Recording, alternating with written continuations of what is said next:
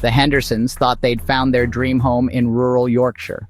They had no idea they'd be sharing it with someone who'd been dead for 30 years. Sarah and Mark Henderson moved into Millfield Cottage with their 8-year-old daughter Emma in October 2019. The Victorian house had been empty for months, but the price was too good to pass up.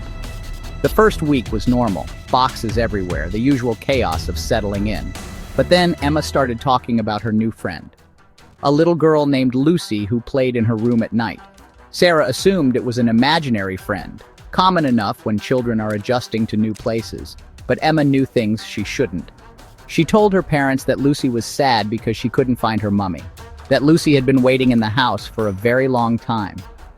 The temperature drop started next, sudden, inexplicable cold spots that would appear and disappear. The family's breath would mist in the middle of summer. Then came the sounds, footsteps in the attic, a child's laughter echoing through empty rooms. But the laughter soon turned to screams. Emma would wake up at night, sobbing, claiming Lucy was angry. The walls would shake and toys would fly across the room. Sarah and Mark tried to comfort her, but the disturbances grew worse.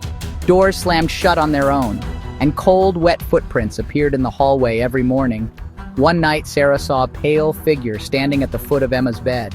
The air was so cold she could see her breath. The figure whispered, "Help me," before vanishing. Desperate, the Hendersons called a priest, but the blessing only seemed to make things worse. The lights flickered and a deep, guttural voice echoed through the house. "She is mine." Emma began drawing disturbing pictures, dark figures, crying children, and a shadow looming over their family. She stopped speaking, staring blankly at the walls for hours. On their last night, the family heard footsteps pounding up the stairs. The door burst open and a freezing wind swept through the room. Emma screamed, "Lucy, no!" before collapsing.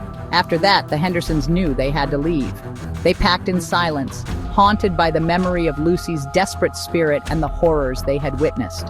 Mark researched the house's history at the local library. What he found made his blood run cold.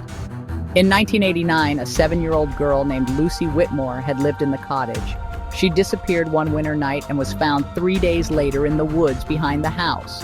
Hypothermia, the coroner had ruled. But the most chilling detail was in the police report. Lucy had been found clutching a drawing, a picture of herself playing with another little girl in a bedroom that matched Emma's room exactly. The Hendersons moved out the following week. The cottage remains empty to this day.